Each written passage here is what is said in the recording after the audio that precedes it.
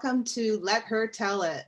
I'm Shauna Sherman, and on behalf of the library's African American Center, I want to say thank you for being here today, and thank you to our panel of wonderful writers for coming to share your stories of healing with us today. Black women are indeed strong, but as Janae Darden says, we aren't made of vibranium. And add to that a global pandemic and the continued reminder of state violence against our people. And it seems like a lot of us are struggling these days.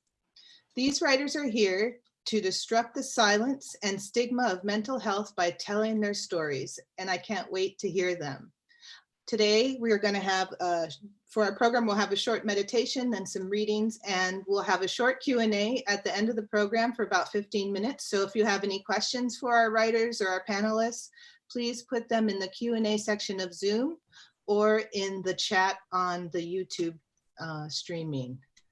So I want to get our program started today by introducing Janae Darden, who organized the panel and will be our moderator today. Janae is an award-winning journalist, public speaker, mental health advocate, and proud Oakland native. She has reported for such outlets as NPR, Time, Ebony, KQED, and the LA Times. She hosts KALW's art segment, Sights and Sounds, and is also their East Oakland reporter. Check out her documentary, Where is East Oakland?, on YouTube. Her first book is a womanist collection of poetry and essays titled When a Purple Rose Blooms, put out by Nomadic Press. I highly recommend it.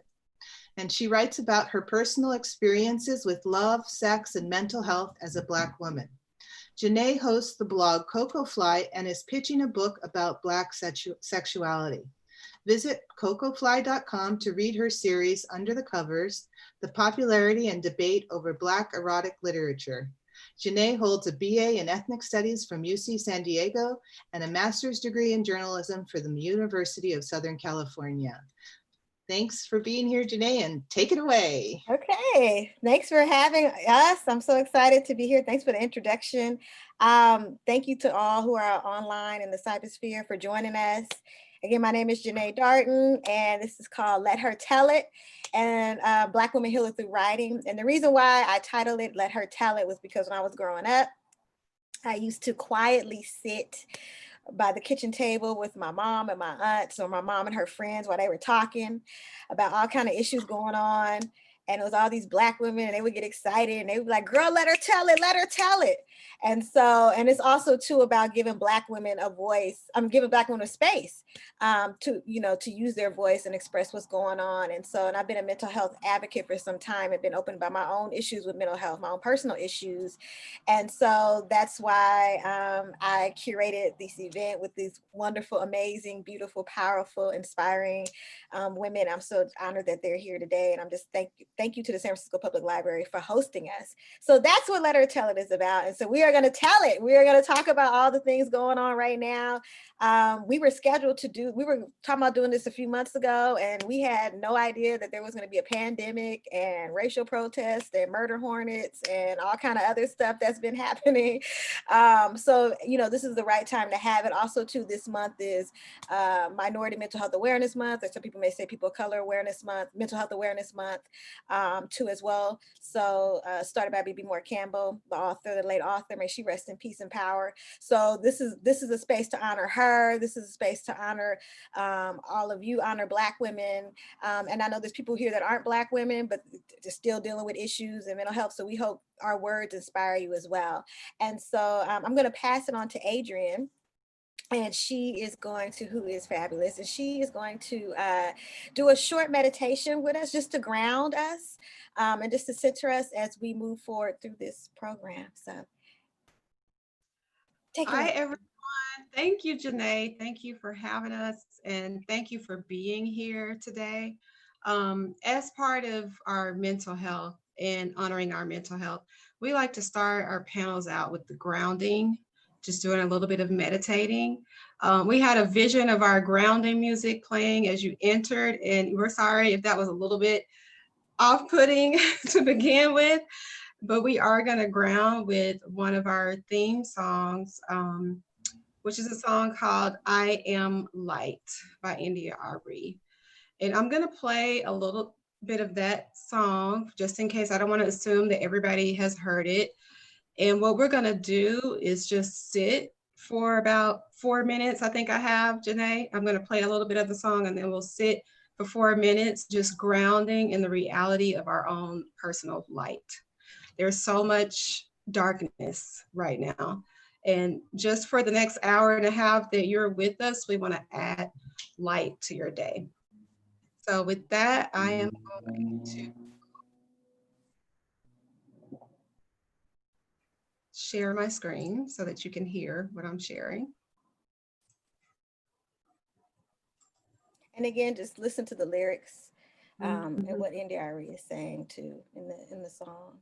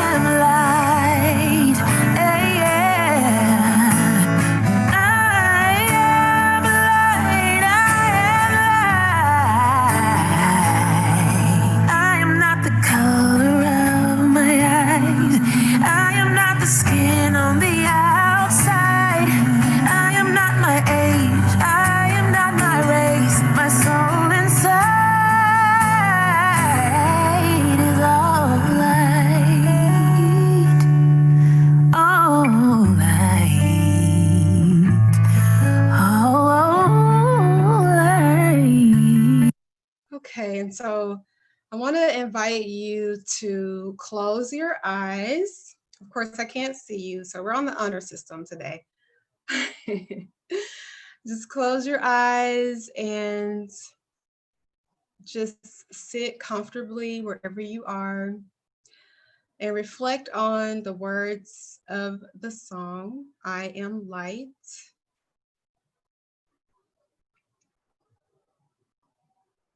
and just be ready and open today to sit in a moment of light as each of the panelists share light by shedding light on our stories.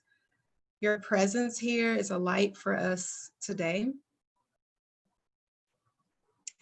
And we're going to, in honor of that light, take a collective breath together. I'm going to count to 3. And then on 3, we'll inhale, fill in the belly, and then exhale. 1, 2, 3, inhale.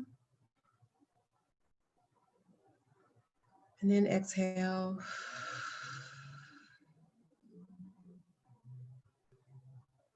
And we're just sitting for a minute, 60 seconds to ground into the space, being open to the light.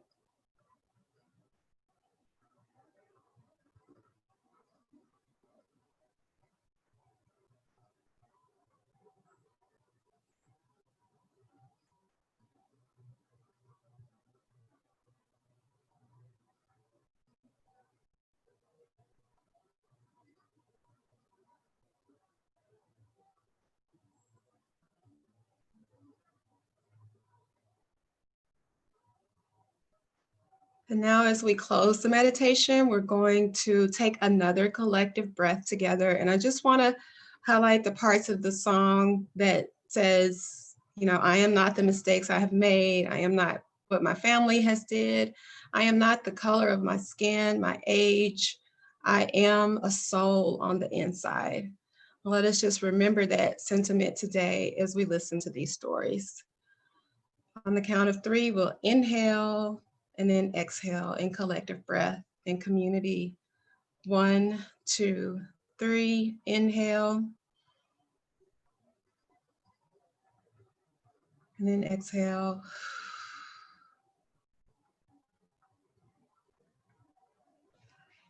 Thank you. I'm going to turn it back over to our lovely curator. Thank you. Thank you so much, Adrian. Thank you for grounding us. And while we're still in this space, I just want to, this energy, this grounding energy, I just want to hold space for those people who, for whatever reason, can't breathe. And so we breathe for them today. I want to hold space for essential workers.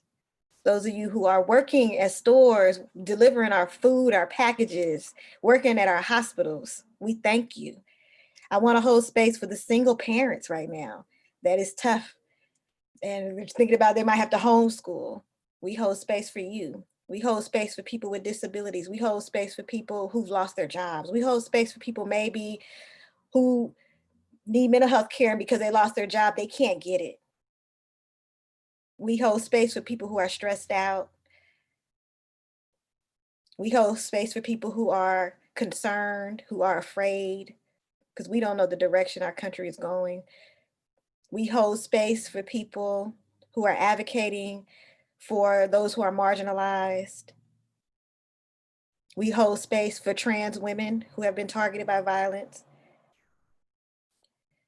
We hold space for, there's been some women, Black women in news stories who have been rumored they had attempted suicide and have been shot at and have been attacked. And we hold space for them and the ones whose names we don't know. And the ones whose names we say her name and the ones whose names that we don't know who have been victims of unjust violence. We hold space for them. And we hold space for just all of us. Just all of us. Just right now, as we going through this, all this turmoil, we hold space for people who were ill even before this pandemic. We hold space for people who are ill now as a result of this pandemic. And we just hold space for people who are lonely. And we just send love to everyone. Everyone here who's watching, we just send love and gratitude, and we send peace. And we thank you. And if I'm missing anybody, I send you love and light too as well. We send you love and light. All right. So we're gonna keep it moving. Keep it moving. All right. I got my mind, you can't see this, mind and my mental health shirt.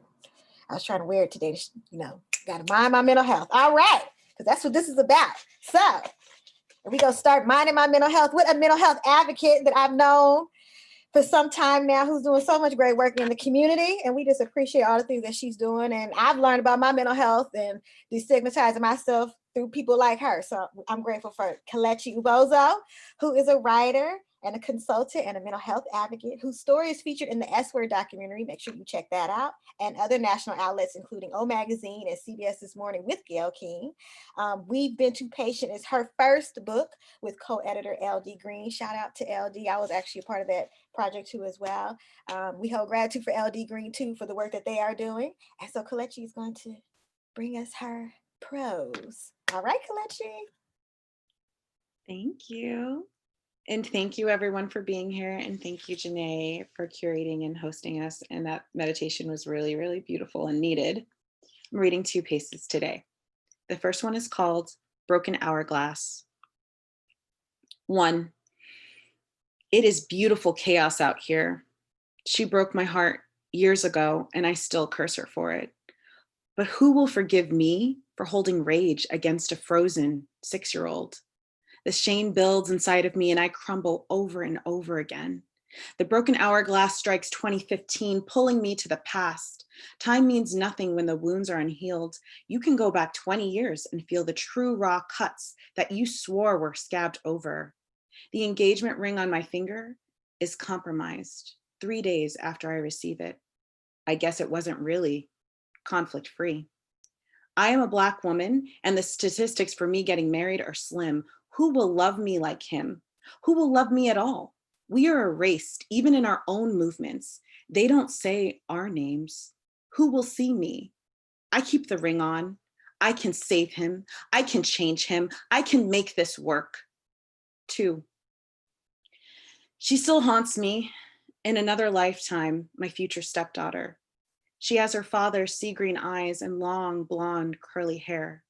To call her doll-like would be offensive to her strength and grit. She's not the delicate type, but my God, she's gorgeous. More importantly, baby girl is smart.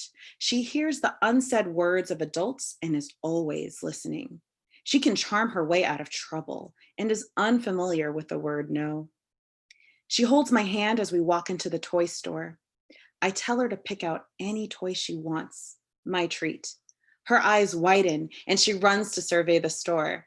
I feel the tiniest bit of panic for my bank account. She returns with a brown baby doll. I want this one. She's beautiful and she looks like you.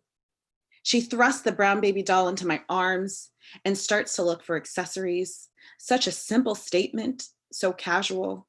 I'm winded, thrown, and melted. I hold on to this precious moment. It will be our last. 3, he is a good white man. He reads White Fragility, shows up at all of the Black Lives Matter protests, and brings baby girl.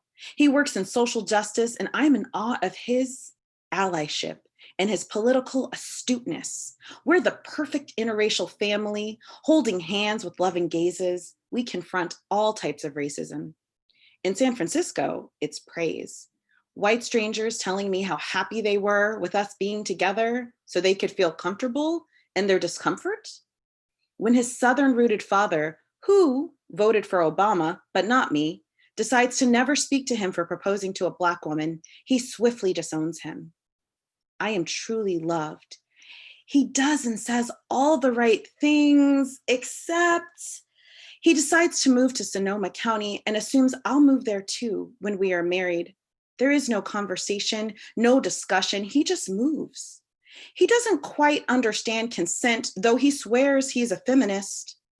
I tell him about the Confederate flag I catch sight of entering the county lines on my drive up from Oakland. He makes a joke about access to wine and tells us we're in the more diverse side of town.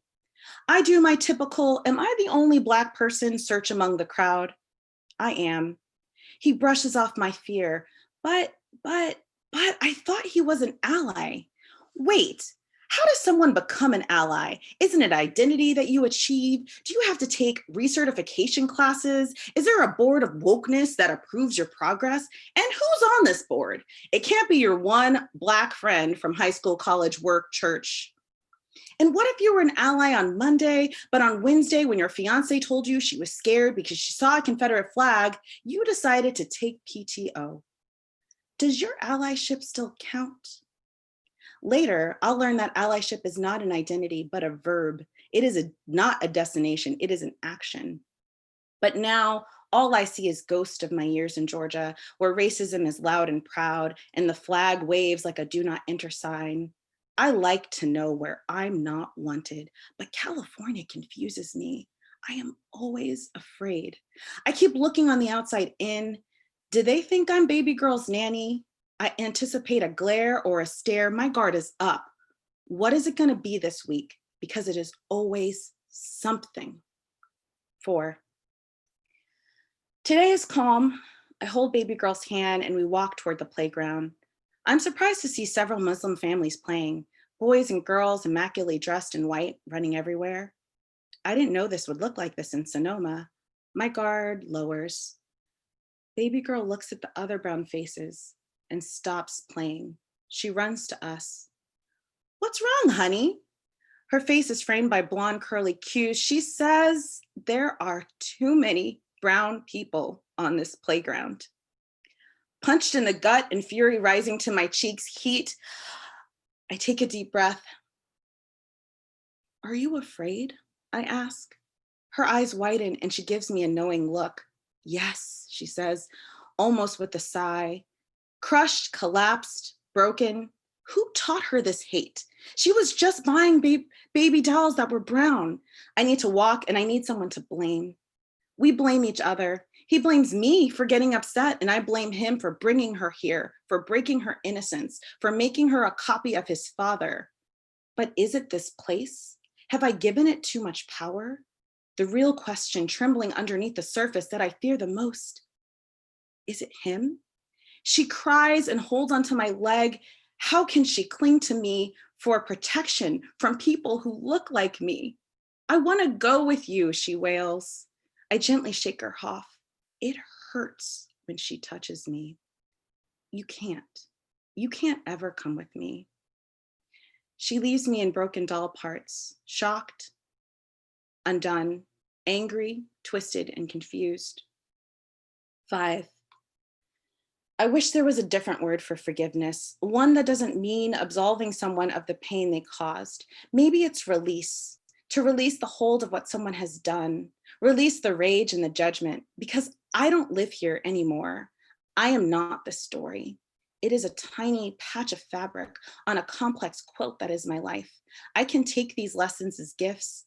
Pain is truth and rage is power. I have my own reflection to attend to. I must say, it is beautiful chaos out here.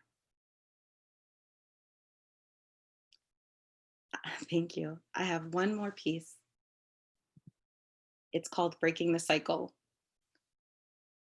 I used to think there were only 2 ways to be a Black woman, gritty and volatile or educated and elite. These are lies built from white supremacy, internalized racism, trauma, self-loathing. I never felt Black enough. I should have listened to my mom who said, you are my best work. I should have listened to my mom who said, you are my best work. I should have listened to my mom who said, you are my best work. The truth is, there is no one Black woman or one experience. Black nerds and goths are accepted here. We are a tapestry of voices, stories, trauma, and healing. While we may have commonalities of lifting others, the biggest lie is that we are not vulnerable and soft.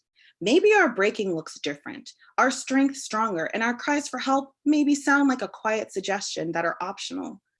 To be the matriarch of families you did not create is no small feat. Many of us mirroring our grandmothers, our mothers, our aunts, our big sisters. Writing my truth saved me. I built magical kingdoms where I was king and queen and went on fantastic adventures. There was no role I couldn't play. I imagined a place where all people loved me and I wrote it. I dreamed about fairy tale things and romance, but in the end, I fell in love with my quirkiness and charm. I abandoned the lies that my worth was attached to my silence and found different ways to speak. I noticed that cramming all my feelings down into shadowy depth led to a rage storm of violence with many casualties. I looked at things that helped me cope and decided to love my younger self and forgive her. She was creative and she kept me alive. I've stayed alive long enough and now I want to live. Who warms the sun? Let it no longer be the Black woman, the foundation of our culture, the mother you never knew. She needs her own time and healing. Let us turn to the love we pour onto others back into ourselves. Let us be the mirror of strength and shift the paradigm that strength means taking care of ourselves first. And that is not selfish, but a way to maintain our light and our love eternal. Thank you. Thank you so much, Kelechi. I'm listening, listening to what you read. It just resonates with me, and I'm sure a lot of people watching, just how racism just affects us, mentally. And I know there's been a push for by some Black public health officials to make mental health. To make racism like a public health issue, because it does impact you. And what we know, mental health affects your physical health too. So that stress of always worrying, am I safe? Is somebody's, being offensive, or were they being, or did they not intentionally mean to be offensive? All that kind of stuff just puts all that stress on you, and that affects your body, and that affects us all. So next up, thank you so much for that, is Kira. I have my notes here. Kira is a poet, an artist, a certified interplay. I'm sorry, I'm misplaying. What is it called, Kira? Interplay leader. Thank you. I can't remember my own handwriting. A certified interplay leader. She's a multi-Bona fellow. She's an awesome writer. She's the author of Right This Second. Her poetic memoir is meant to sound an alarm that both reveals and disrupts the roots of rape culture. She is amazing. Every time she reads, I'm always just touched by something that she says, and she holds so much grace. When you encounter her, she holds so much grace. So I'm so happy she's a part of this too as well. And I apologize for getting your bio a little off, but I'm sending you love and I thank you. I'm so grateful that you're here, and I can't wait to hear what you got to read for us. Kira, Thank you. Thank you so much. I am grateful to be amongst you, each of you, such powerful women in your own right.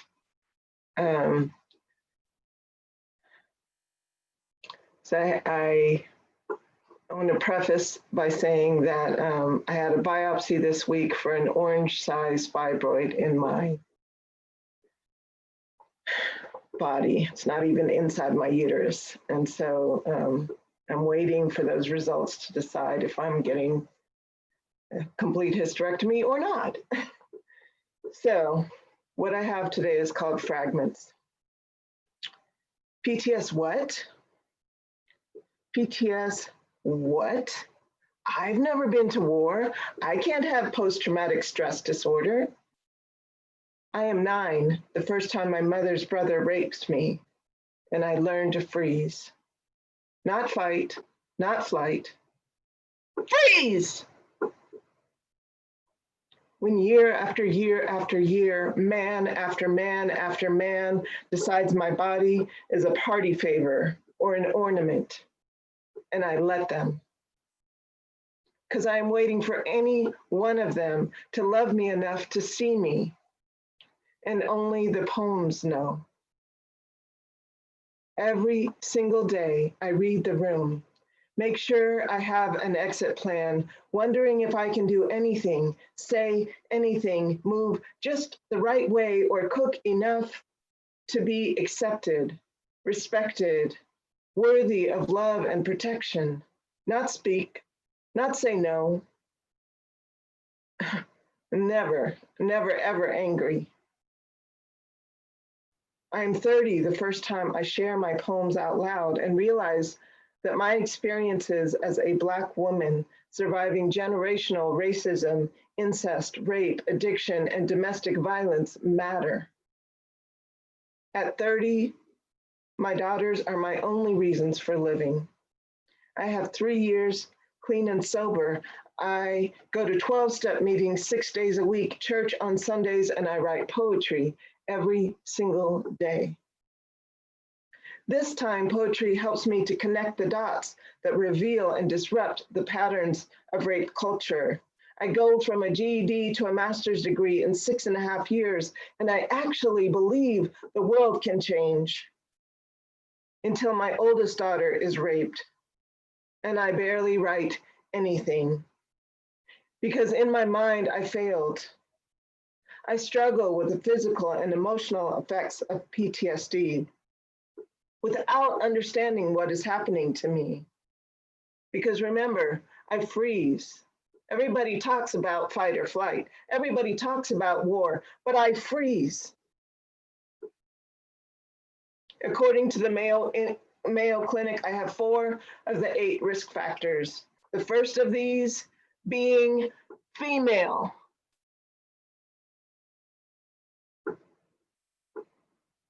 Now I know we are in a constant state of PTSO, not post. Post implies that whatever caused the trauma is over, implies the nightmares and flashbacks will eventually subside. And disorder implies that it's our fault. We are damaged goods, disabled. We suffer from persistent traumatic stress order. Our hearts, minds, bodies are trying to make order out of chaos, trauma, doublespeak. We see, me, us. We live at the intersection of sexism and racism, of brown skin and round hips and brutality, of terror and testimony and tenacity, of creative genius and financial instability. Our ancestors are free in us. Now we who organize and scrutinize and make miracles out of nothing every day want to know who posts for us, who protests for us, who understand she gone is a complete sentence when 75,000 of us are missing and thousands more are locked up. Who be our ride or die?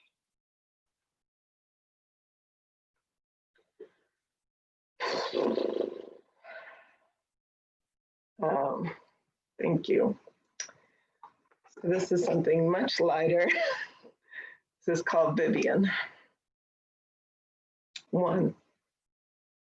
At 7, you crave the magic of summer, when we get to sleep in late, spend endless hours at the beach, discover starfish and pelicans, prance along the water's edge to fly kites or toss a Nerf ball or build sandcastles.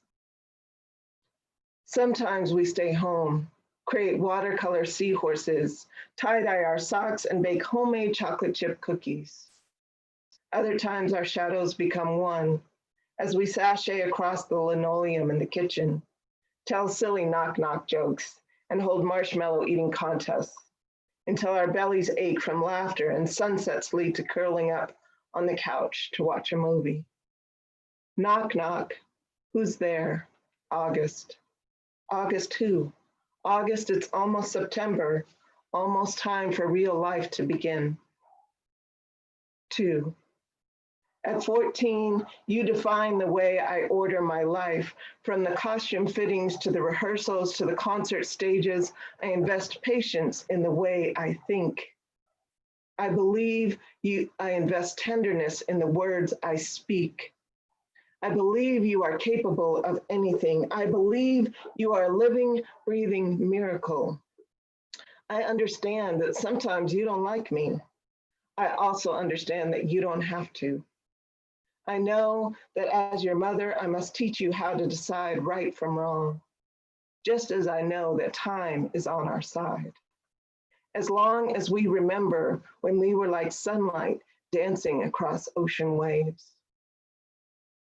3. At 22, you've already taught English in Nicaragua, won an international a cappella competition, ridden the death road in Bolivia, toured the country as a backup singer for Zendaya, danced under the stars in Colombia, represented your school as the Black Student Union president in Washington, D.C., studied economic systems in China, spent a whole year as the Associated Student Body president at Berkeley City College, and now you are poised to be a junior at UCLA in September, debt-free. I was 22 when I had your big sister while lost in the swamps of addiction. I want to tell you how the melody of this moment soothes the crevices of my story, how the audacious decision to take your time and find your own way shows in your brilliance, your resilience, and your tenacity. I need to tell you how your service, your activism, your artistry inspires me, how no amount of time or tears or miles separates the connection between us. Still, I cannot tell you how real life unfolds or explain to anyone how much I'm going to miss you. I can only remind you that I am present in every beat of your heart.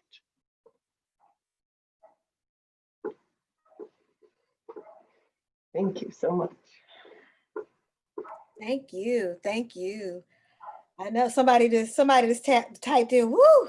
I know. You gotta take a breath with that. Woo. Fibroids. And I know what that's like. So many of us I have fibroids. So many of us Black women are struggling with fibroids. So thank you for, sharing that with us, and we wish you well. And we got you. We got you. We're here for you. But so many of us struggle with fibroids. And you mentioned a group that I didn't recognize in the beginning of meditation, people who used to talk about being locked up. I want to honor people who are incarcerated right now too as well, because we know there's issues going on in prisons right now with the virus spreading and just the institution. So I want to hold them. And something else you talked about is writing. And that's what this is about. And that sometimes, sometimes for me, and I'm sure a lot of you can relate to it, sometimes what saved me is that pen and paper. It's just to get that out. It's maybe not be a cure, but it's something that can just hold on for me, just to confess to my journal that I've been keeping since I've been 7 years old, and just to just put all that stuff there. It's therapeutic for me, and it's something that you can get at the Dollar Tree. You can get a notepad and a piece of paper, and a pen at the Dollar Tree. I'll give you a piece of paper and a pen. You can get it for free, at your office. I know some of y'all be taking office supplies, but where you work. But it's something so small, simple. Don't judge yourself when you just need to write out. Just write. Don't judge yourself. It's just for you. Don't try and make it all flowery and pretty, and just write and get that all out your system. And someone who knows about that is Miss Adrian, Professor Adrian. I always say Adrian is such a teacher. Adrian was that kid. I could tell when I met her. I was like, you were that kid when we were all playing school, and you were the teacher. We all had to follow what you were. I was like, you were that kid, because she is such a teacher. Even when we have meetings, she gives us assignments. And so it's out of love. Professor Adrian Danielle Oliver is a writer, and she teaches at Laney College. She is also a Bona Fellow, and she leads this awesome group online on Facebook. Please make sure you look it up. It is called the 808 Virtual Healing Writing Circle for Black Women. And it's beautiful because it's all these Black women from around the country just get together and we just write, and Adrian doesn't judge us or anything. She's like, just get it out there. So I'm going to hand it over to her. Professor. Thank you, Janae. Thank you for that awesome introduction. I'm so honored to be a part of this panel. Like Janae said, we did this in Oakland at the Oakland Public Library, and it's exciting to now be doing it for the San Francisco Public Library in a virtual space. And I had two completely different pieces prepared, but I want to read two pieces instead to stand in solidarity with my panel mates, Kalechi and Kira. I being someone who's very like intuitively attuned, I just want to build on some of what they shared in solidarity. And Janae's read enough of my work to trust that whatever poem I bring is going to be for that moment. Because my heart really goes out to Kira, number one. We have talked about that same struggle with fibroids. So the first poem that I'm going to open with is a poem about fibroid tumors, detailing my own experience. And I love that Kira raised that as an issue because it is something that disproportionately impacts Black women. I don't know the percentages exactly, but pretty much a lot. If I had to just guess, I would say like 80% of Black women struggle with fibroid tumors. So this poem is called A Poem About Fibroid Tumors. The Black woman body carries Africa in her womb. And this womb remembers cargo of bodies waiting to be crucified or set free.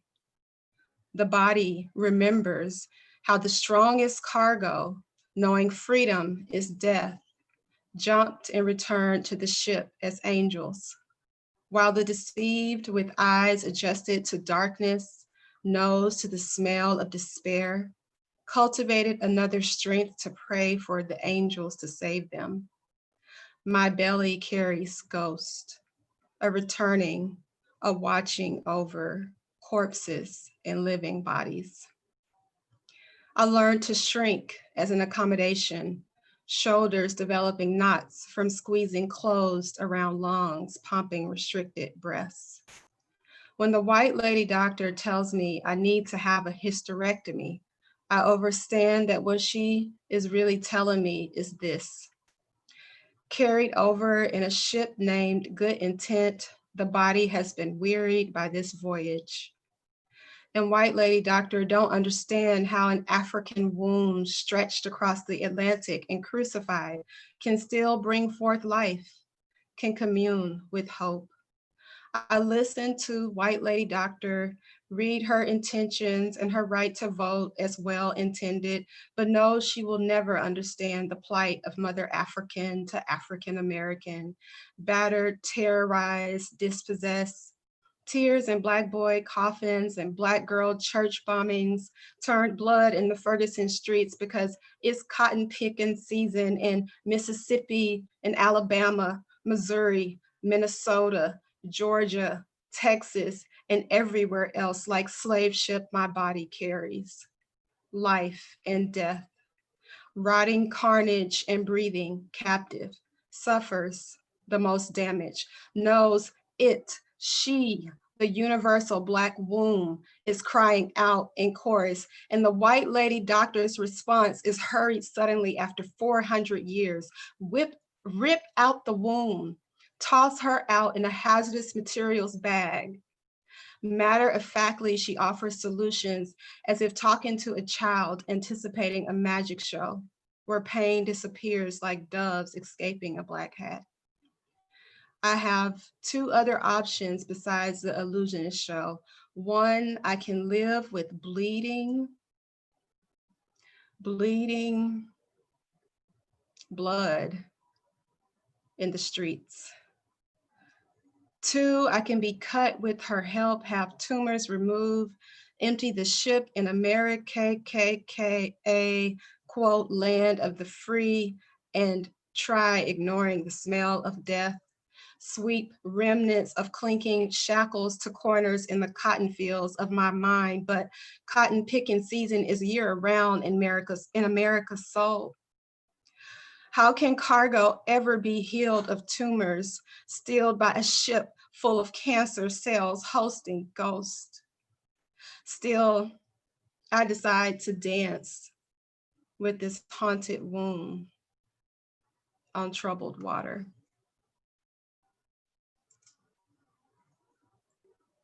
And so I've written a series of poems. It's a series of 4. And it's hashtag for a reason.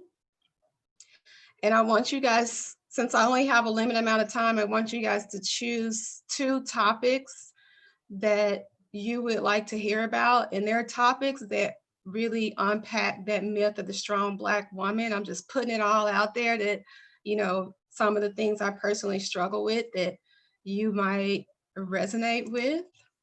And the 4 topics are being tired, AKA tied, or feeling claustrophobic, or being too much of a workaholic, or being guarded. And so I just want to hear from the audience what you feeling like. And I might got a poem for you that explains the reasons why we feeling that way. So a lot of people feeling claustrophobic. Amen.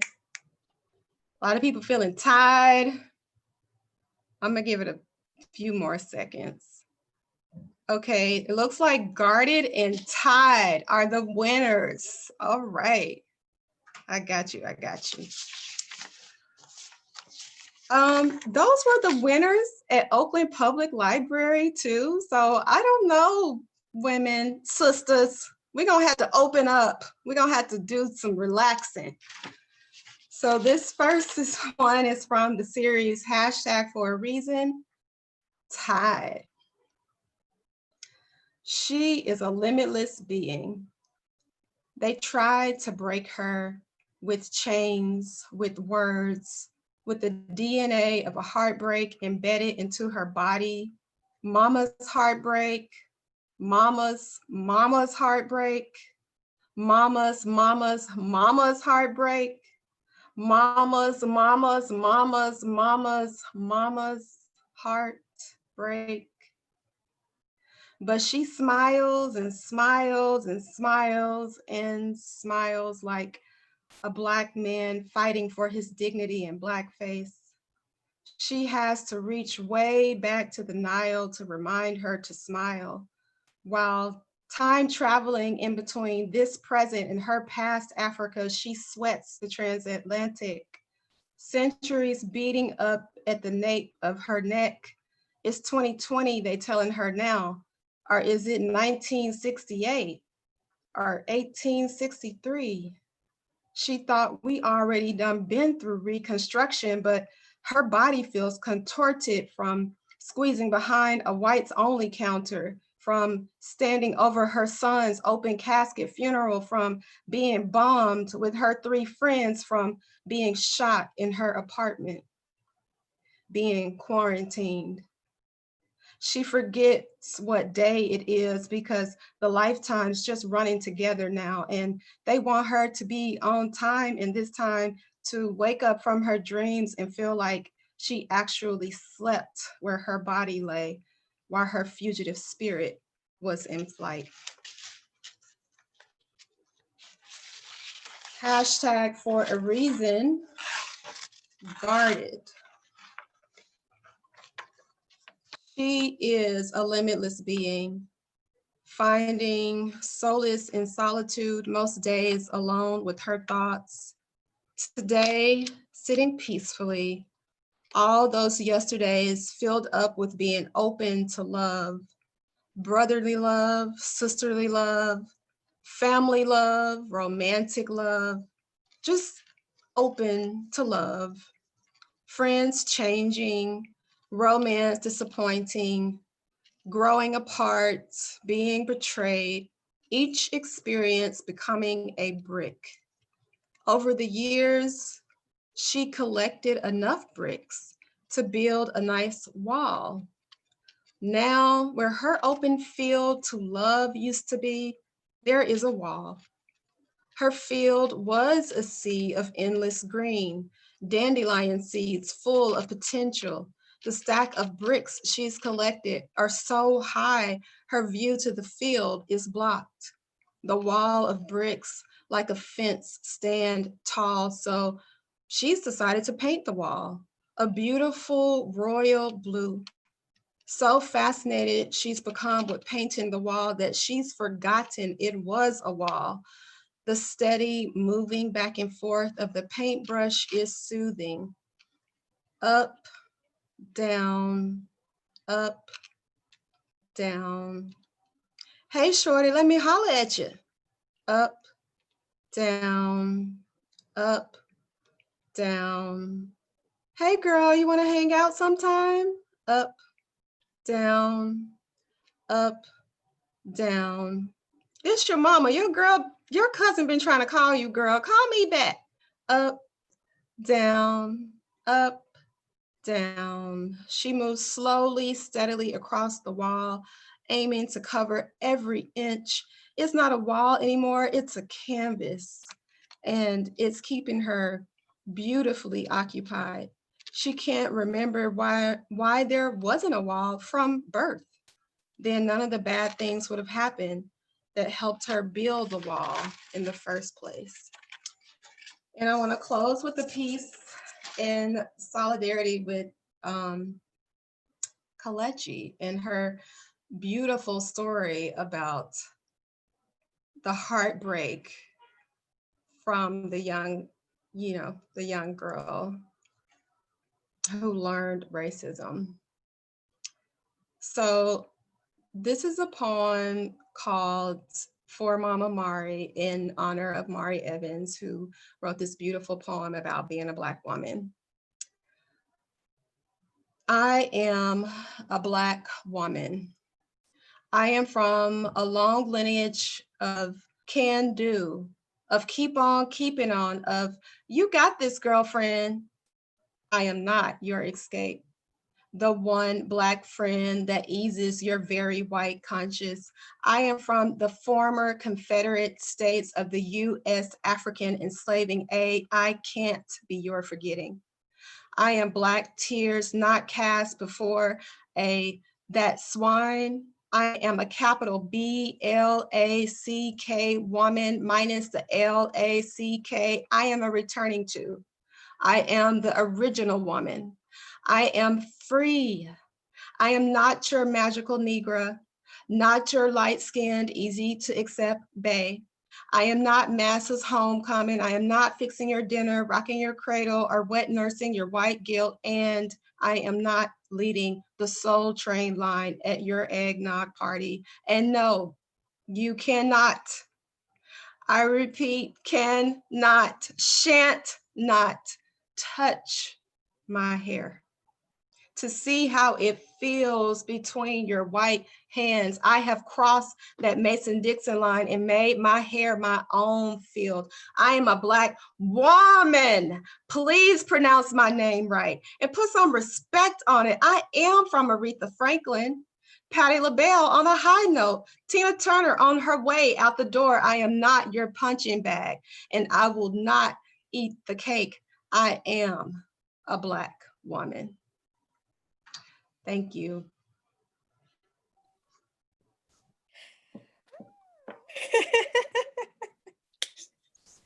Yes, people in the chat are like, yes. I told y'all, she took us to school, didn't she? She took us to school, didn't she, right?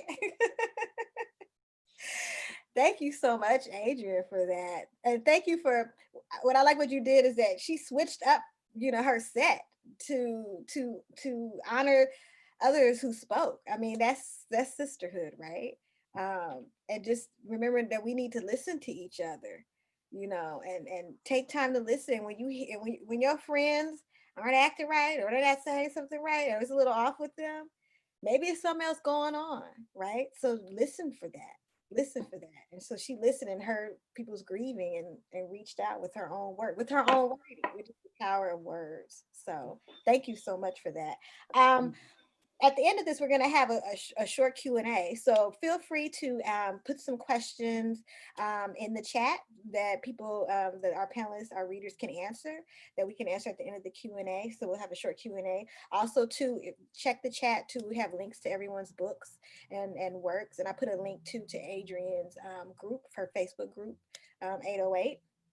And also too, I'm going to put a resource list. I have a resource list on my blog, cocofly.com, but I need to update it. So there is a resource list just for wellness, but it's old. So I'm going to, at the end of the day, when I get off, when we're done with this, I'm going to post the updated version. So make sure, this evening you check back at cocofly.com for an updated list. But if you just want to look at a resource list now, there's an old version up right now. All right, coming up next is, so I met this person through a writers group in the Bay Area. And what I always say is the best thing that came out of that writers group was our friendship and meeting Natalie. Natalie DeVore Monifa is the author of Black Girl, White Skin, A Life and Stories. She is an albinism activist. She has just schooled me so much about albinism. We talk about colorism in the Black community, but something we don't talk about that impacts people is albinism, right? And so she's been raising awareness through her writing, through her storytelling, again, the healing through writing, which is why we're doing this today. And she's working on another project, which is called Shining Light, Stories from the Global Albinism Movement. And so Natalie has just been an inspiration to me. She's been a great friend, and I'm just so happy that she's here. And I'm just so happy that our paths cross. So learn, taking what she's going to say, taking what she's going to share. Natalie, it's all you. Thank you. Thank you so much. And thank you to San Francisco Public Library. Thank you, Janae, for our friendship and for curating this event. So I am reading from a piece that is called Inhabiting This Body. This is some new work. The recitation of names is ever growing. Breonna Taylor, 26. George Floyd, 46. Tamir Rice, 12. Sandra Bland, 28. Philando Castile, 32. Altiana Jefferson, 28. Each lost their lives at the hands of police officers who cared not for their well-being because they were Black. As a Black woman, these are names I am well acquainted with. Enoch Jemenya, 56. Eunice Fury, 53. Francois Mahuto, 20. Taba Seka, 16. Johanna Bahati, 1. Geneba Diarra, 5, are unknown to most, yet they also lost their lives because of the color of their skin. As a woman with albinism, these are names I am well acquainted with. To be hated, denied, targeted, feared, killed, simply because we inhabit our bodies is reprehensible. When I was in Tanzania, I witnessed the conditions in which children with albinism lived. Protectorate centers which did not guarantee protection. Children who had been abandoned by their mothers because they lacked pigment hit me on a soul-wrenching level. As we traveled over bumpy roads, one of our guides pointed out dwellings off the side of the road as the homes of witch doctors or traditional healers, which in Tanzania minimally number 75,000. Some of these individuals enlist others to maim and or kill someone with albinism. In Africa, persons with albinism or PWA are reviled culturally. They are also believed to have magical powers, and the harvesting and live in fear of being attacked for the harvesting of their body parts, which are used for potions thought to garner success, good fortune, and wealth by the recipient. When I reflect on the senseless loss of life for persons with albinism in parts of Africa, and the same amongst Black Americans, I am wrecked. In my mind, the oppression is the same, though the oppressors may be different. I feel so vulnerable and fragile right now. Tears are frequent, sleep infrequent, because I give way to powerlessness. Being Black and being someone with albinism are who I am. And while my pale skin may afford me some advantages, because life has demonstrated that people only see what they want to, I am caught in the crosshairs of identity. I've been called out by white folks who believed I was one of them. Horrific racial epithets have been hurled at me in front of my brown-skinned daughter. I've been accused of appropriating Black culture like Rachel Dolezal, the wannabe Black white woman, while I shopped for groceries because my hair was in braids. Unless I respond to these insults and assumptions, I am presumed one of them. To be clear, I am not. With Black people, I get asked inappropriate questions. What are you? Which one of your parents is white? Why do you think you have a right to be here amongst us? This is equally hurtful. I declare to them, my heart is the same as yours. I am one of you. The ways we undo one another. The internalized oppression is not new. We judge skin color, speech, privilege. Within my family spans a cornucopia of hues. I am the lightest and my elder brother, the darkest. Once during Sunday dinner, a discussion about family history ensued. We children were well aware our ancestors had been slaves. Some were slave owners. A black and white portrait of great-grandfather Jim Lester, who was half white, hung proudly in my grandparents' home. But at that dinner, our maternal grandfather, from the head of the table, labeled each of us field, house, field. Arriving at me, he paused. You'd either have been killed off or passed off as one of theirs. Even now, my skin prickles with that all too familiar sense of discomfort. I know what it means to be angry.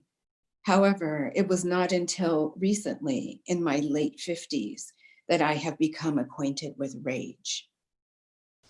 For me, the two are vastly different. Anger is situational and generally short-lived. However, rage is an entirely different entity. It's the thing that stops me, requiring my full attention, lest it take control. A few weeks ago, I sat enjoying my morning coffee when a headache emerged so quickly, I barely had time to stumble up 2 flights of stairs to the bedroom. The volcanic emotion emerged in the form of a migraine.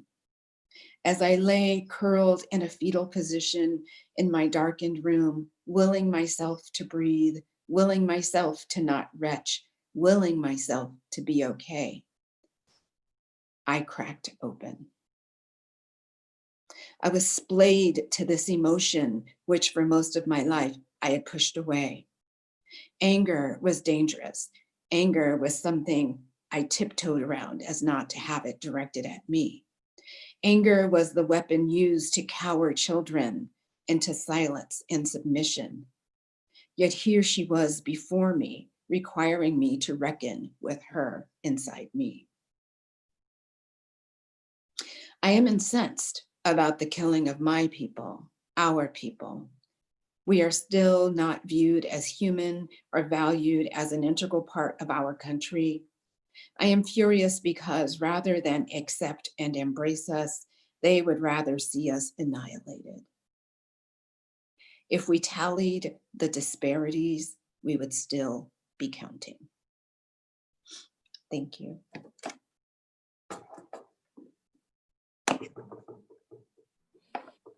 You know, we always, a big word now, buzzword is intersectionality. And so, this is a topic, albinism, that doesn't get discussed enough. And so again, it's intersectional, it's impacting Black people too as well. This is something that some Black people have to deal with. And so that's interesting that all of that came up for you, Natalie. Thank you so much for sharing that. You're welcome. Just a reminder too, at the end, we're gonna have a quick Q&A. So you can drop some questions in the chat. Some people had asked about links to social media links for the panelists, for the readers. So we'll get that on there too as well. If you go to the San Francisco Public Library website, we have links to all of our, websites and all that kind of stuff and information. So, and last is me. All right, you already had the long introduction, so I don't think you need to hear any more. So Adrian, I did a workshop in 808 with Adrian, and it inspired this piece. My heart is locked in a fortress, surrounded by a moat filled with acid that would disintegrate flesh in seconds. Armed guards stand at the front, snipers are on the roof, and a fire-breathing dragon is perched on top. I gotta protect myself from the daddy issues, the perverted family members, the men I wrestled away from who ignored my nose, the exes who promised to never hurt me, the ones who said I was too dark, too boring, too outgoing, too womanist, not enough, and just too much. By the way, I forgot to mention that I'm also having a force field installed too around that fortress, just for safe measure. 2, dearly beloved, the last decade, I stood along too many gravesides to count. Open caskets closed my heart. Grief is a fog that you just wait and wait to clear. My drawer is filled with more funeral programs than love letters. Rest in peace to relatives, sores, and loved ones. Rest in peace to friendships that weren't genuine and dreams of a family of my own that may not come because of fibroids. 3, Corona wears the crown. She's the queen bee of pandemics, holds a cracked mirror up to everything wrong with this country and ourselves. She takes life and resurrects thoughts while we sit still in quarantine. Wise words from the past come to life. Stop replaying the tapes. Don't let what they did deprive you of love. That's not fair to yourself. Words have power. Be careful what you manifest from your tongue. I sit with compassion for myself, tracing the lines of a heart begging me to focus less on the cracks and more on the fact that I'm still whole.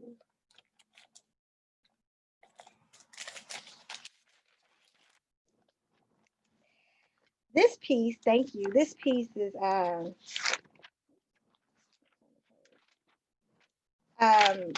one of the prompts that we've been writing was about things that you touch, because with this pandemic, it's this issue like you can't touch certain things, and so I wrote about something that I touched that had meaning to me, and that was our prompt, like, write about something you touched that meant a lot to you. Your makeup bag sits high on my altar, between 2 wood carvings of Haitian farmers, slightly above my angel figurines and a white glass jar candle. You know the bag I'm talking about, right? The one made of velvet, the color of deep sea green with a hint of blue, and the word sexy spelled out in diamond studs. You were a little embarrassed when I caught you digging through that bag in the bathroom. Who expects their 76-year-old grandma to have a sexy bag spelled out in bling? But it's one of my favorite memories of you. And sometimes I unzip the bag and take out the compact of your fashion fair cream makeup powder, color ebony brown, and remember your beautiful skin. Then I take your lip gloss in a similar color and dab a little on the back of my hand. I put it all back just as I found it. I'm never too old to claim your makeup. So this is from my book. So this week, the man who murdered Nia Wilson was sentenced. Nia Wilson, for those who don't know, a couple years ago, 18-year-old young Black teenager, she was killed on BART. And so that case just always stuck with me. Her sisters were also hurt too as well. Days after she was stabbed and her sister murdered, survivor Latifah Wilson spoke at a press conference. And she said, as young Black women, we shouldn't have to look behind our backs 24/7. We should be living free like everybody else. Why everybody else get to live freely? I would add, why has joy and self-care become an act of resistance? Think about it. We live in a society where some people are so contemptuous of Black folks for living joyfully that they call the police on us for doing everyday things like grocery shopping, eating in restaurants, mowing lawns just to make money, laughing on a wine train in Napa, reading a book, walking home and praising God in church. And the list keeps getting longer. Audre Lorde said, caring for myself is not self-indulgence. It is self-preservation, and that is an act of political warfare. We live in a country where Black people enjoying life is a crime and an act of resistance for others. Joy. When times get tough, I go hard on getting joy. Call the girls to go out, play Janelle Monáe, electric ladies, cruise to rooftop parties, drink Bacardi, sip on some goose at the family beach barbecue, kissing the new babies, dancing the 90s hip hop and flip flops, Cupid shuffle, electric slide, see my cousin pull up in his new ride, give him the Wakanda salute. Check out the friend he brought. Ooh, he really cute. Touch up the Fenty gloss, sachet in my African skirt, flash a bright smile. Y'all, I'm ready to flirt. Blue skies, golden sand, sun rays glowing on my skin. Thanking God for the melanin. Nappy hair, I care for it. Loving me in braids, weaving afro. Gotta carry the self-love everywhere I go. Essence Fest to Paris, Comic Con to Johannesburg. Saturday nights on the Vegas Strip to Sunday morning learning the word. After service, check this out. I visit Grandma Jean for girl talk and her spicy collard greens. She slices soft, warm cornbread with a crispy bottom crust. Love baked in an iron cast skillet. I don't take these moments for granted. Living with attitude and gratitude, I'm queening. Only caring about what I think, I'm queening. Living my best life despite the strife, I'm queening. Accepting I stand out in the crowd while I'm keeping my mama proud and my ancestors proud, I'm queening. We not gonna let this world keep us down, sisters. We not gonna let this world keep us down. We queening, we queening, we are queening. I saw Nia Wilson's Facebook page and she was queening with her hairstyles and makeup skills. Nia's family gave her a world goodbye, and her last ride in Oakland was in a coffin on a horse-drawn carriage. It doesn't matter if you're from the projects or the suburbs. Doesn't matter if you drive a Benz or ride BART or the bus. James Baldwin said, our crown has already been bought and paid for, and all we have to do is wear it. Sisters, wear your crowns. And when society tells Black women that we don't fit the image of what a queen, a woman, or anyone's worthy of respect should be, remind yourself that you are made in the image of the Most High. Thank you.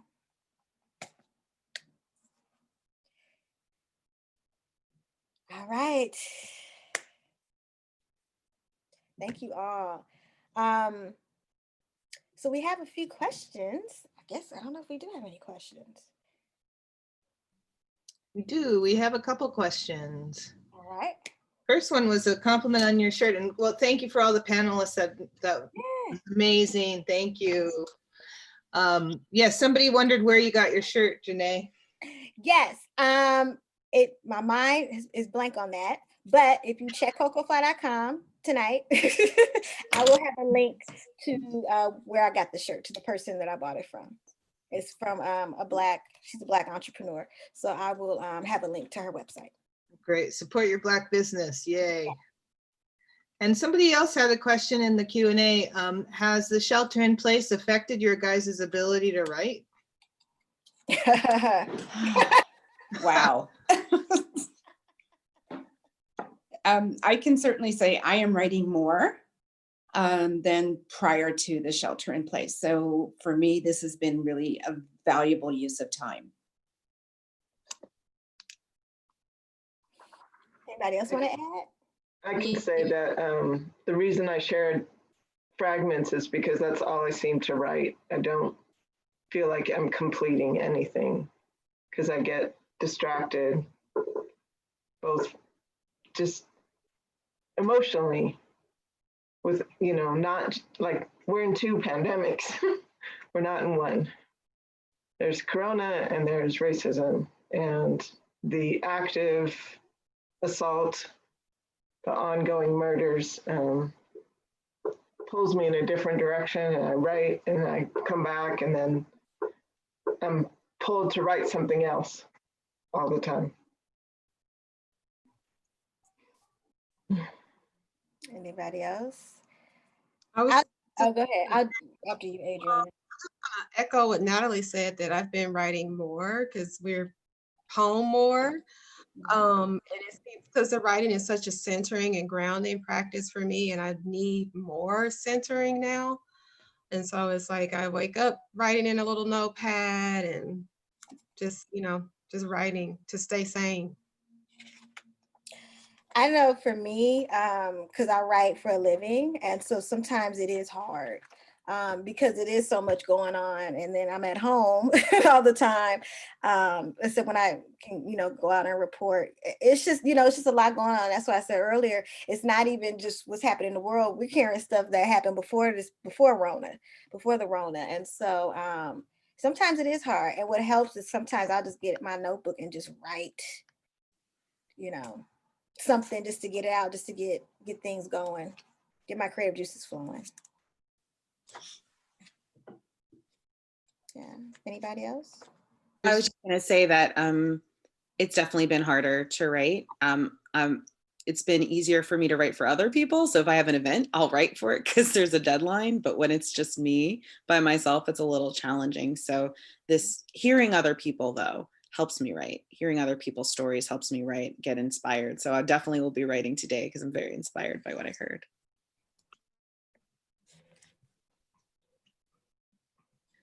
Nice. There's one more question. Have you felt anxiety about sharing your work? And if so, how did you manage your anxiety about being vulnerable? I can start on that one. I was really scared to share this piece that I've never shared before. I've only shared it in places where I knew there'd be no recordings or that it'd be a small space because it is very intimate, it's very private. And then I learned that I've been compartmentalizing my truth to protect other people. And I have to release things because I don't want to get consumed by rage and anger. And this is part of that release. So I definitely had a lot of anxiety sharing today. And I did cry while I was performing, but I think it's important because I don't want to hide anymore. And I'm not sharing things to hurt people. I'm sharing, it's like one of my friends said, you could call people out or you could call people in. And I want to call people in. There's a lot of work to be done. So yeah. Yeah, I second with what Kelechi just said, because this is a new piece that is still in progress, but this is the first time in reading it in a public forum. And so I certainly have a little apprehension about sharing it. And I feel like it's important to really examine the different isms within our culture and specifically within Black culture. So, I feel like I'm ready to have this piece. This has been a piece that's been, I think, 5 years in the making. So certainly apprehensive, but relieved to put it out in the world. I struggle with anxiety personally, so I have anxiety. So what I hate about anxiety is that if you physically feel it, when your emotions are just, it's horrible. And so with all that's going on, I try and my best to manage it, whether it's through therapy, whether it's just different wellness practices, meditation, just getting out of my head. I just try and just, because it can be crippling. And a lot of people right now are struggling with anxiety. A lot of people, especially a lot of young people too. So, and as far as me being anxious about reading some of the pieces, I'm not, when I met Kelechi Brown, we worked at a nonprofit that does mental health advocacy. And so when I started there, I met a man who actually, this is around this time is the 1-year anniversary of his passing, Joe Anderson, A Black Man Speak. And he told me, he was like, share your story because it's going to help somebody else, and don't be ashamed. And so that's why I organize this and I do the work that I do, because so many people are ashamed. And I'm crying because this is 1-year anniversary. So many people are ashamed, especially in Black community, because we're always told to be strong and this, like, our ancestors survived slave ships and you can survive this. And right now we're seeing what's happening, in this country. And so I just want people just to be open about that, whatever is hurting them, and that just because you're hurting or you're dealing with an issue, a mental health issue, that does not make you weak, that does not make you insignificant, that does not make you unworthy. It's a human thing. And so that's why I share my struggles to help other people. Because I remember when I was going through this, I didn't really see examples of people who look like me who were sharing their struggles. And so I had this stigma. And so that's why I'm open. I've never thought in my life I would go on YouTube. I didn't know YouTube would exist. I never thought I would just be like, hey, I have anxiety and depression and I deal with that. And I'm grieving, and I'm just putting it out there, and there's freedom in that. And it's okay. I can still be, strong and be vulnerable. Thank you for that. I want to do a time check real quick. It's 3:30. Do we have like 5 more minutes? Because there are a couple more questions. I guess that's okay. Yeah. Nobody's saying Yeah. nothing. Yeah. Hey, you all work at the library, so Right. Looking to Anissa? No. I know. Thank you for all sharing your stories, because I think every one of your stories resonated with me, and I'm sure with all the other attendees. So some people ask, what kind of healing practices are you all engaged with in this time? And another person asked, where do you find the energy to transform the fear and judgment? So I think both of those are sort of related. Like, where do you find the energy to transform fear and judgment? And what kind of healing processes are you guys involved in right now?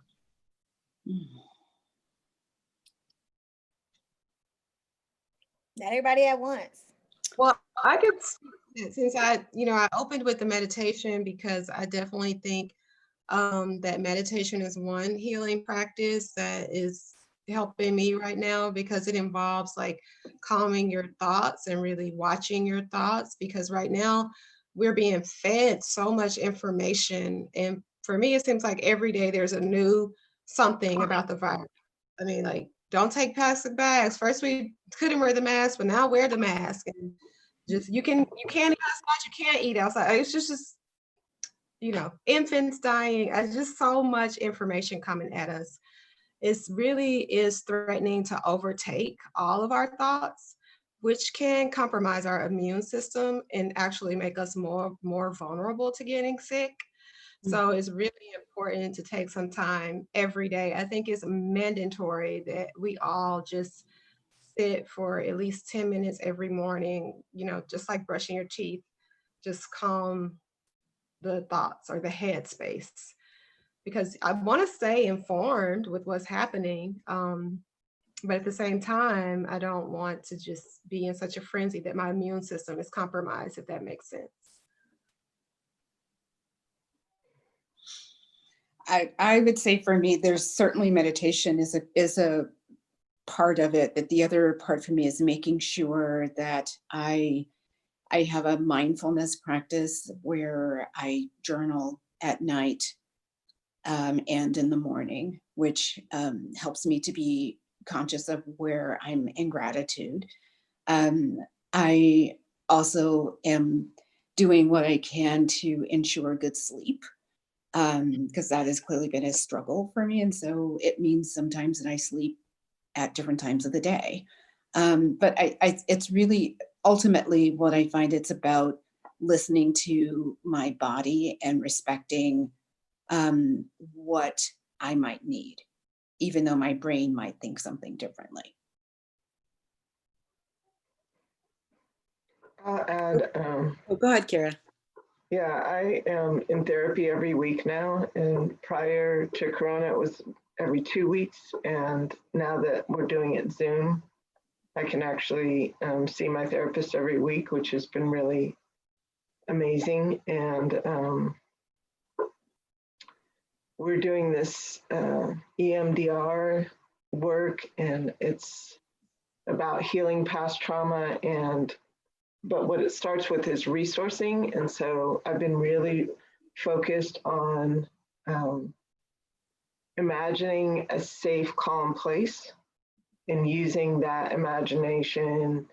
At the end, I pick a word that when I'm starting to feel unsafe or when I feel overwhelmed, I can say that word and take it, like transports me back to that safe, calm place. And I've had different words over the weeks, but this week's word is zingy. I want to feel zingy instead of overwhelmed. And it's really helps. It's really been very, very helpful. So I'm also have been having fresh flowers in my house on a regular basis. It just brings me joy. And I'm eating better than I have probably in my life.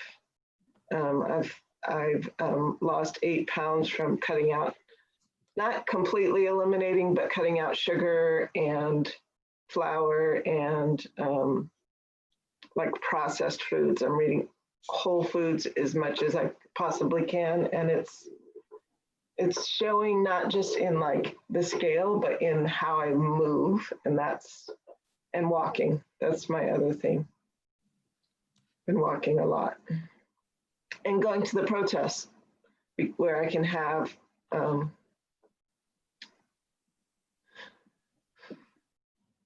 where I can express my rage in a safe environment, because for the most part, the protests have been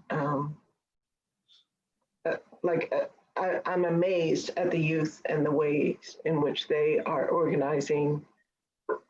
People are spread out, people are wearing masks, people are handing out sanitizer, they're picking up their garbage, they have cars available when people get tired. Like it's amazing. It does feel like a safe space, even in the midst of Corona. So I was just going to add, I know we're kind of at time, so I wrote a whole list of self-care practices that I'm doing on my blog, because I just wanted to put that out there, that it's really important. I think the biggest one is like boundaries and being around people who give me energy. I mean, connecting, like, and there's a lot of people I love right now and a lot of folks who are trying to do their work. And sometimes when someone's trying to do their work and they're draining me, I have to make different decisions about who I'm around and who I'm not around. It's really nothing personal. It's more about self-preservation. So, and really connecting with things that bring me joy. And that is sometimes difficult to talk about, but again, I wrote a whole blog about all the self-care things I'm doing. I'm facilitating healing spaces for Black folks. So that's one of the things that's my way of advocating, because I haven't been going to protests, and that's my lane, is holding healing space. And one of the things I ask everyone to do is release and then think about what support they need, and really connect with what self-care means, about coping strategies and what are things that have been unhelpful and what's helpful.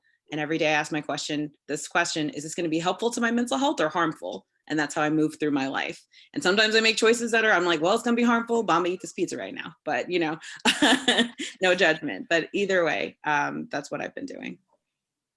I'll just jump in real quick and say some of the things that people mentioned, I've also been doing as well, like, taking walks, exercising, getting fresh air.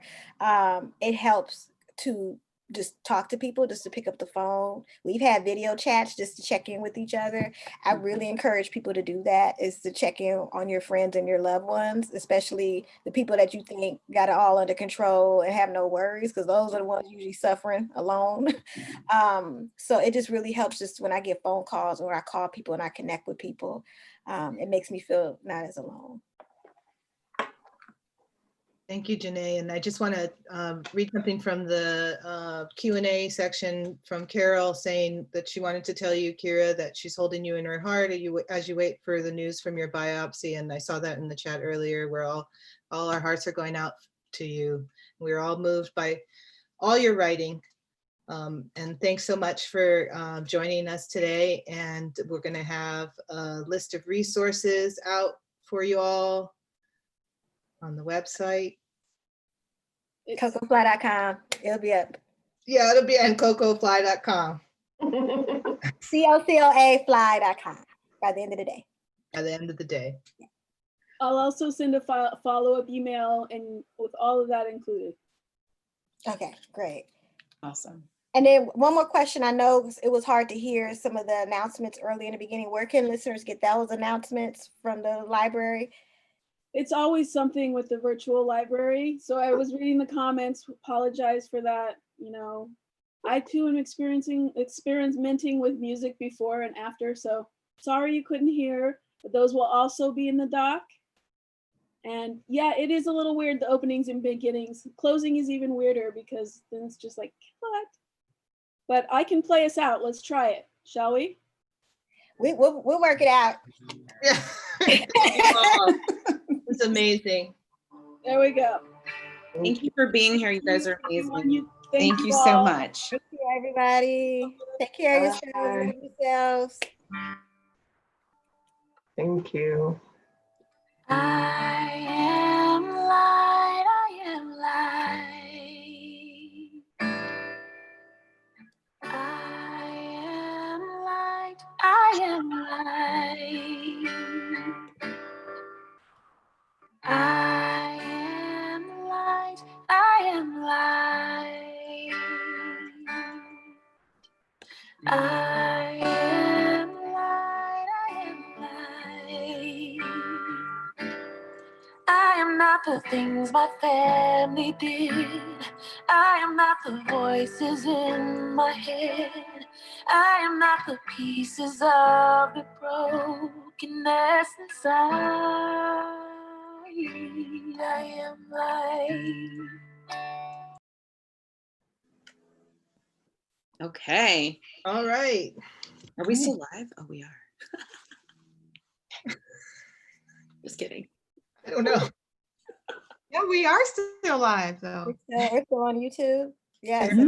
I stopped the recording. I don't know. I guess it was time to do that. They're recording calls live on YouTube. So let's see. Oops. I don't know. Where's it? Anissa left, so I guess I'll stop the live stream.